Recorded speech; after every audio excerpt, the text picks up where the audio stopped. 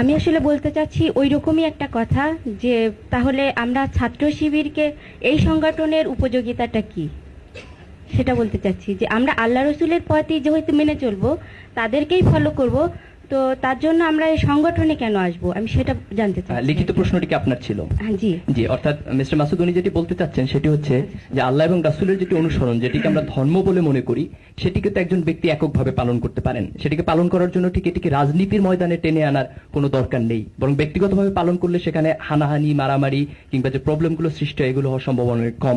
আমি কি আপনার প্রশ্নটি সঠিকভাবে বুঝাতে পেরেছি? জি মিস্টার মাসুদ। ধন্যবাদ আমাদের প্রিয় বোনকে। যে এখানে দুটো বিষয় আপনাকে মনে রাখতে হবে, যে একটি আদর্শকে ব্যক্তিগতভাবে অনুসরণ করা একটি দিক আছে, আরেকটি দিক হচ্ছে এটিকে প্রতিষ্ঠিত করা। আমাদের দায়িত্ব কিন্তু শুধু অনুসরণ করা নয়, প্রতিষ্ঠিত করাও।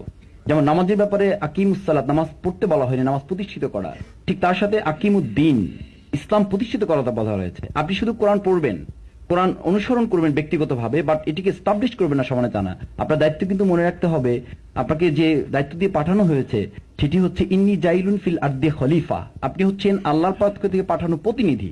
যখন আমাদের রসুল নেই, আমরা হচ্ছি তার প্রতিনিধি। আল্লাহ রসুল যা করে গেছেন সেটি আমাকে প্রতিষ্ঠিত করতে হবে। পথ কি? ওয়াতাসিমু বিহাবলিল্লাহি জামিআন ওয়ালা তাফাররাকু, নট আদারওয়াইজ, নট পার্সোনালি। এটিকে আপনি এক জায়গায় করে বলা হয়েছে। অন্য জায়গায় কি বলা হয়েছে? স্পষ্ট দলের কথা বলা হয়েছে। আমরা যারা দল সম্পর্কে আমাদের একটু খারাপ ধারণা আছে, আমি আপনাদেরকে বলবো, ওয়ালতাকুম মিনকুম উম্মাতু ইয়াদউনা ইলাল খায়র, তোমাদের মধ্যে অবশ্যই এরকম একটা দল থাকবে।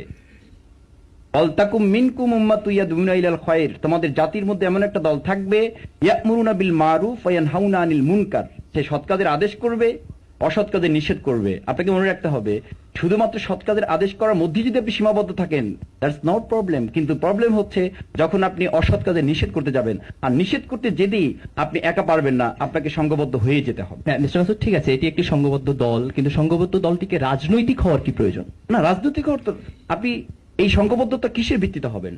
একটি আদর্শের ভিত্তি করেই তো আপনি একটি জায়গায় একত্রিত হবেন। না, তাদেরকে সরকার ইলেকশন করা কিংবা সরকার ফরমেশন করা এই দিকে হ্যাঁ, যাওয়ার কি ফরমেশন প্রয়োজন? করে যেতে হবে এই জন্য যে আমাদের দেশে যখন আপনি দেখেন নকলের উপর আমাদের দেশের ওয়াইজিনরা, আমি নিজেও, আমি মাদ্রাসা থেকে পড়াশোনা করে ইউনিভার্সিটিতে এসেছি, আমি মাদ্রাসা থেকে পড়াশোনা যখন করেছি নকলের বিরুদ্ধে যথেষ্ট ওয়াজ করার সুযোগ পেয়েছি।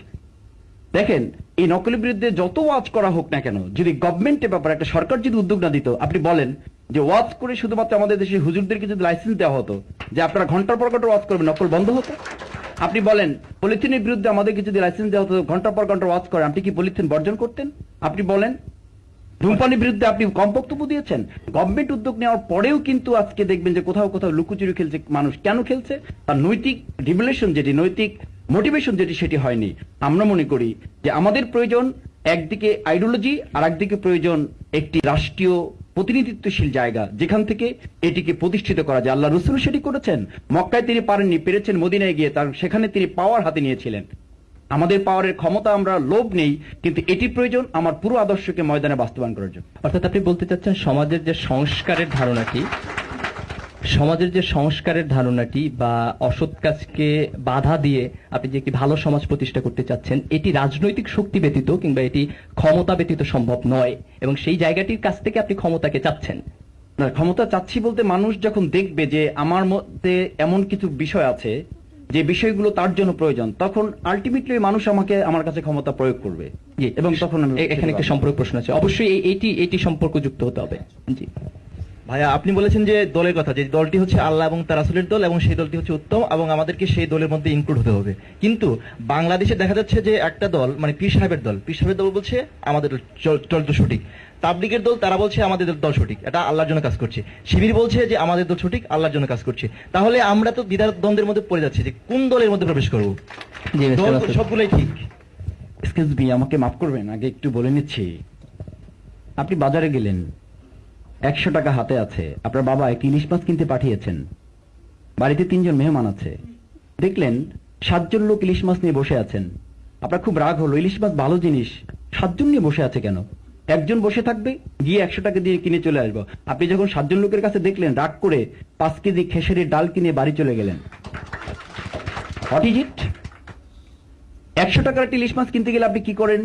এই ইলিশ মাছটি বরফ দেওয়া নাকি বরফ না দেওয়া, এটি কি গালি লাল না সাদা, এটি পেটে কি ডিম আছে কি নেই, এটি লেজের দিক মোটা না মাথার দিক মোটা, এটি কি দেখতে তৈলাক্ত নাকি সাদা, 100 টাকার বাজার করতে গিয়ে যদি আপনি এত পর্যবেক্ষণ করেন যে আন্দোলন, যে সংগঠন আপনার দুনিয়ার মুক্তি এবং পরকালীন শান্তি নিশ্চিত করবে, সেটি দেখার ক্ষেত্রে তো আপনার কাছে অবশ্যই কোরআন এবং হাদিস আছে। আপনি আমার কথা শুনে তো ইসলাম আন্দোলন করবেন না, আপনি ইসলাম আন্দোলন করবেন কোরআন এবং হাদিসের মূল বক্তব্য থেকে দেখে। এটি পীর সাহেব কি বলেছে, আমি কি বলেছি, it is not our document.